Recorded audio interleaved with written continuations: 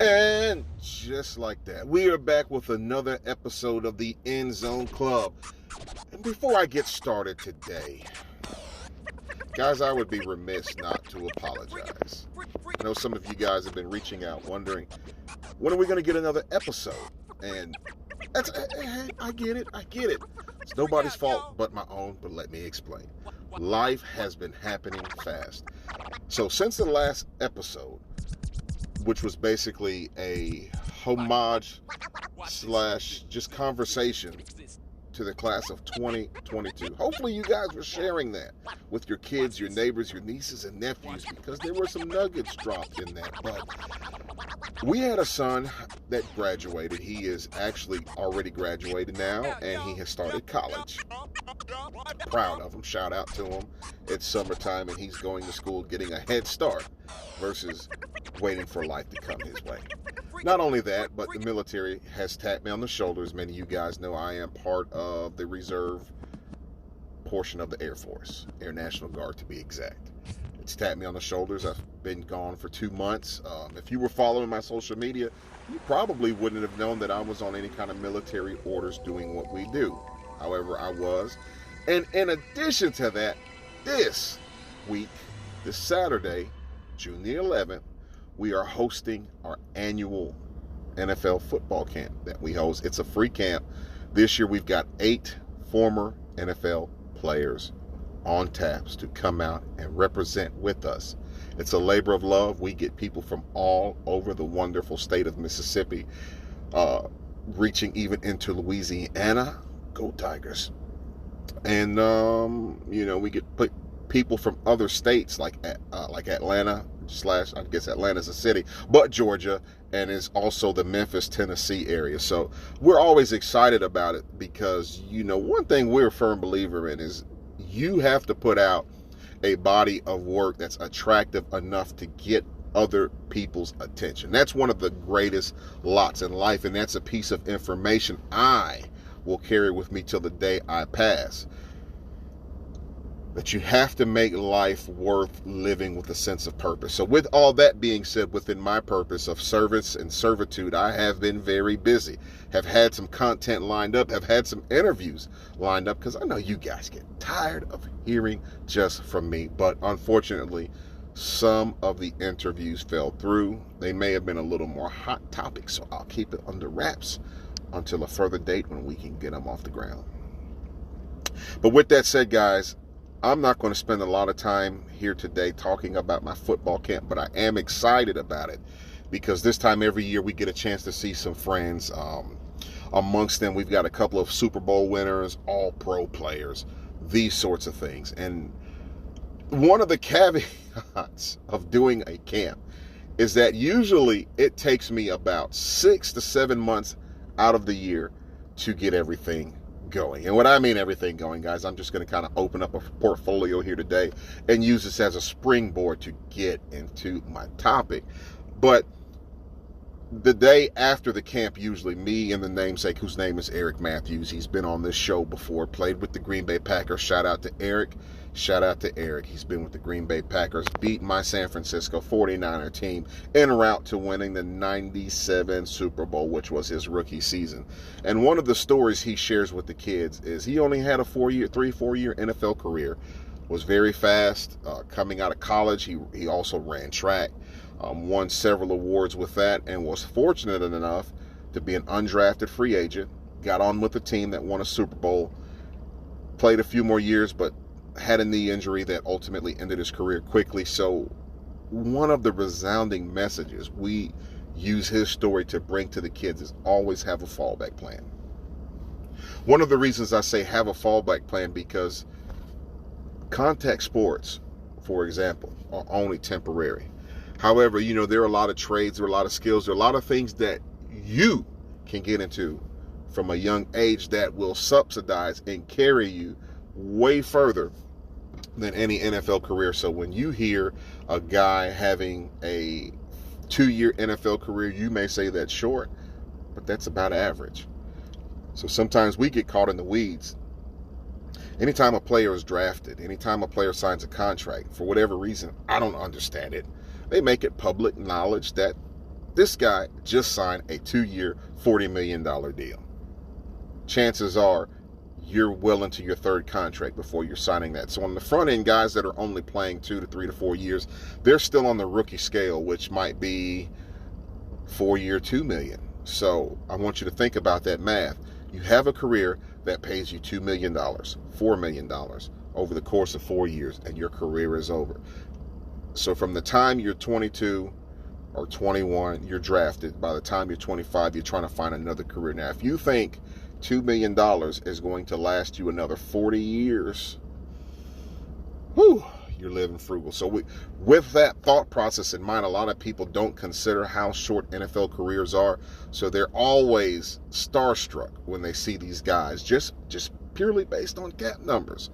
They are starstruck. So I've spent 7 months preparing for this camp, which is raising money to be able to put these guys in clean, decent hotels, being able to at least provide a meal, because these guys are not coming out here getting rich. I promise you that. Then in addition, they have to get here. With rising gas costs, guess what? It incurs a burden.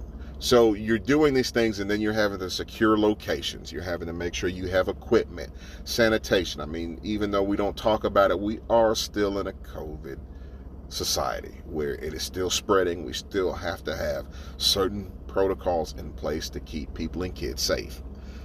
In addition to that, after we've done that, we have other things. There are graphics, there are flyers, there is like mass distribution that we have to get out from getting it to the media. There's we always have to secure a location.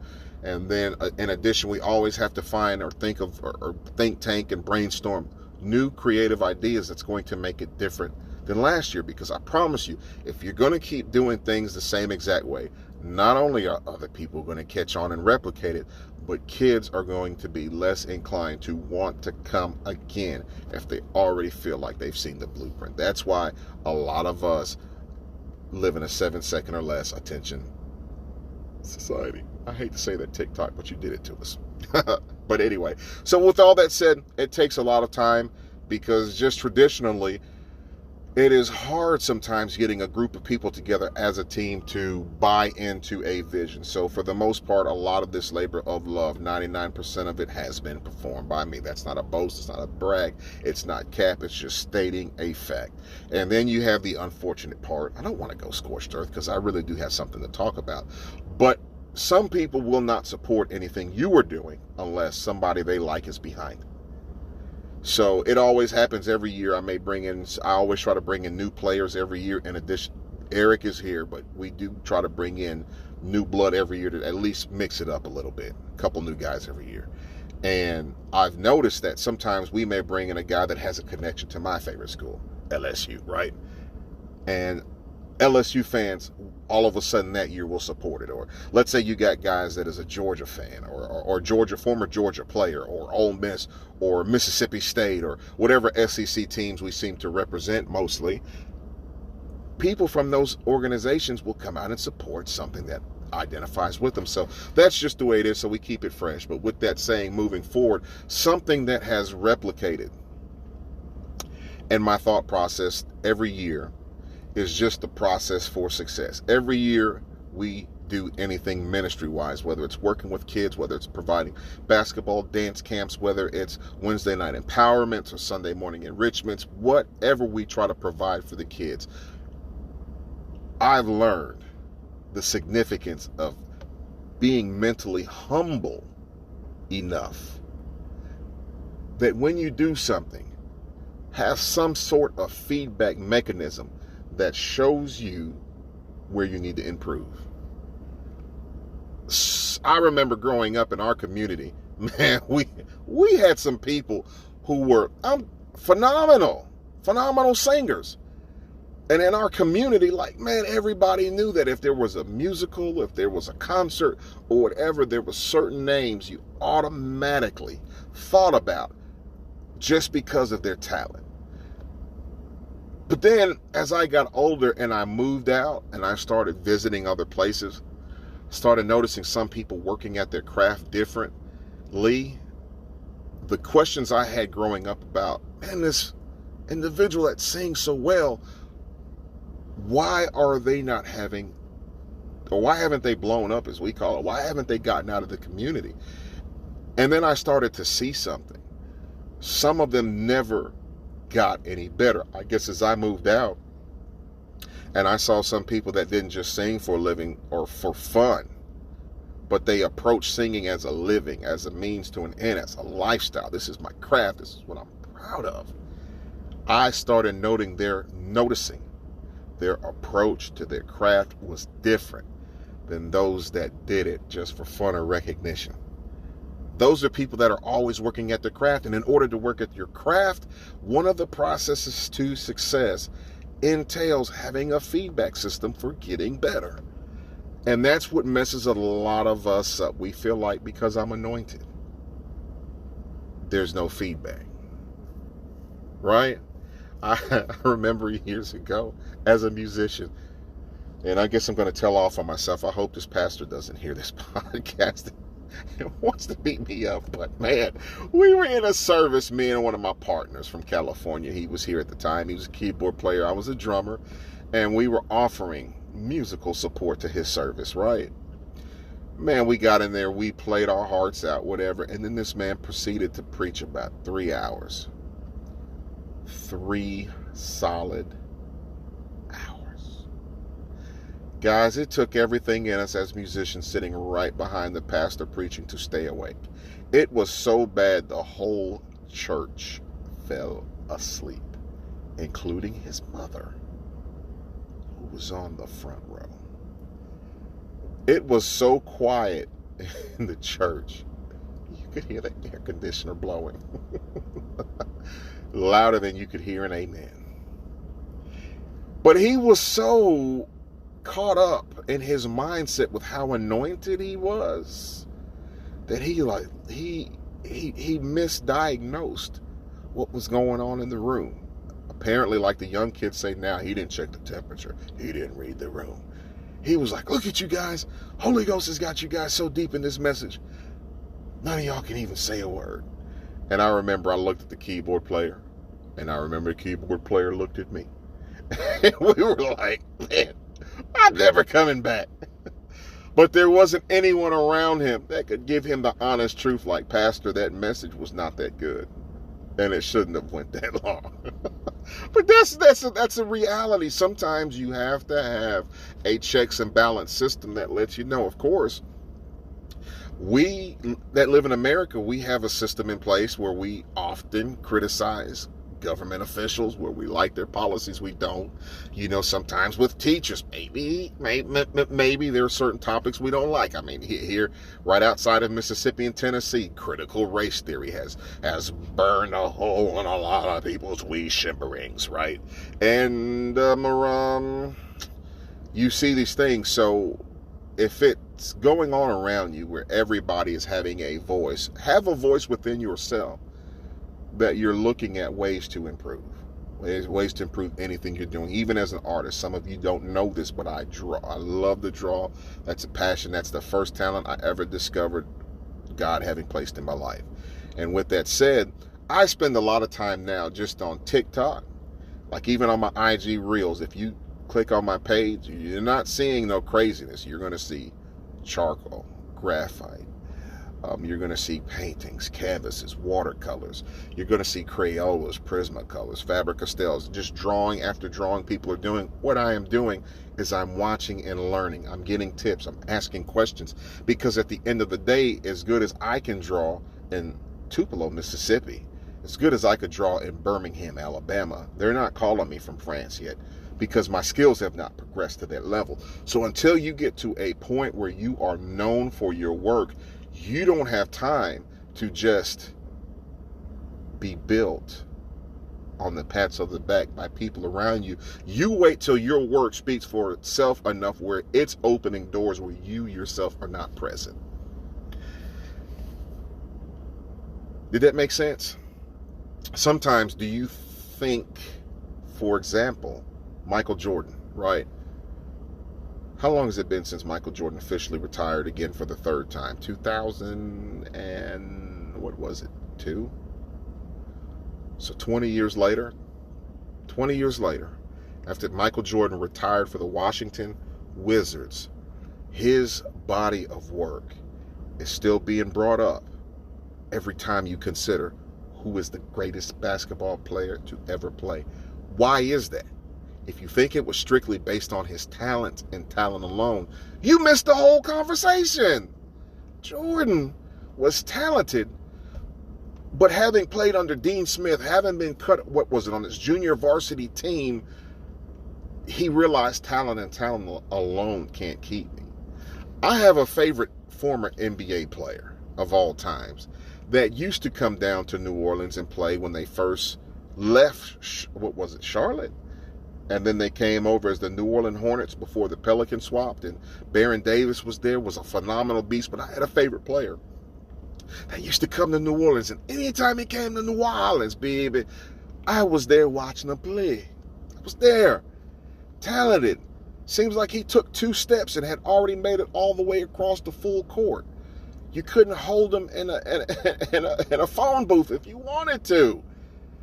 But he was just that gifted and great of a player that his talent was phenomenal. However, there was some questions about his practice. Talking about practice, habits. And you could see 10 years into his career, yes, there were some issues the NBA had with his image. But talent, you started seeing some changes. I remember his last year coming back home and there being times in the game where he just didn't have the energy to get back in the game. That was a conditioning issue. That was now him saying there were other things that were going on in his life that were now taking bigger precedent, and he knew when to step away from the game. But to me, fans were robbed because one of the greatest players of all time relied more on talent than he did on the work ethic of a Kobe Bryant. Which to the NBA, they probably loved that because he was a terror for the time he played. With that said, guys, there is a process to success, and I feel that the day has come where because of 7-second videos, because of use this audio reel, because of instantaneous pop-up reality shows that make you feel like the cut, edit, flip-flop, don't use this that you're seeing is greater than the one who worked the Chitlin circuit for years, like Tyler Perry. Honed his craft for years after living in a car and ultimately becoming an owner of his own studio. And then people are wondering how it happened. Well, guys, there was no shortcut to that success. That level of prosperity came from working, and that is a principle that is open to us all. I cannot receive a handout in an area that I have not worked hard. That's just me. I don't believe in you subsidizing me for being lazy. I don't believe in you subsidizing me for not putting forth the best effort, the best foot in an area. I don't like participation trophies. That's me talking. This is not a political statement either, because I'm not attached to either political party, because I feel at the end of the day, as it applies to politics, what did Nas say? What did Biggie say? What did all your rappers say? Money rules supreme. Or cream rules everything around me. Y'all know. Okay. No copyright here. But anyway, you get the drift. Money is a big factor in determining who gets and who doesn't. And with me understanding that, I'm determined to get my own. My wife is determined to get her own. Even my kids, I see them determining to get their own because, whew, I didn't come on here to talk politics, but it looks like those stimulus checks that I was enjoying about a year or two ago, it looks like they came back to get us in unleaded gas, didn't it? Y'all seen these gas prices? Golly. But anyway, with that said, I'm not going to ramble any longer, but I do want to say the process to success entails you sometimes being able to get some feedback on where you're going wrong. I was listening to Alex Rodriguez. He was on the Pivot podcast, and he was sharing a color code system he's got for his employees that I think it was Warren Buffett was teaching them, and then some things he got from Magic Johnson early on in his entrepreneurial career. But he gives his guys, of course, and girls, a color code system. Green being the things you're doing phenomenally well, yellow being some things you're doing good well, but maybe let's stop and maybe take a look at it this before. Maybe you're not taking enough heat in this area, cause for concern may develop. And then there's the red where, we got to get this addressed. So something that came out of that is he talked about, anytime he has his yearly review or whatever, however many reviews they do a year, he always likes to start with the red because he knows what he's doing good. But sometimes there were things that he might be blind to that he wasn't doing as well. And as he began to work on those things he wasn't doing as well, that's when he began to increase. That's when he began to make more money. That's when he began to cycle through some systematic issues he had even growing up as a child in a single parent home without a lot of money, that, survival at all costs. He started developing some new instincts that propelled him even further. And even as a husband, my wife provides me a lot of feedback about where I'm going wrong. And sometimes in a defensive state, we look at things and maybe we don't think we're as bad at these things as we should, or we think we are, or we don't think maybe we're being overjudged, over-criticized. But there is this reality that sometimes when we let that defensive mechanism down, we just listen, we ponder, we consider the points that are being made, and we start working in that area. Look at the different results it produces. If you guys have gotten nothing from today's podcast, come back to the next one. It'll be even better. With that said, like, share, subscribe, rate, comment. Get this out to your friends.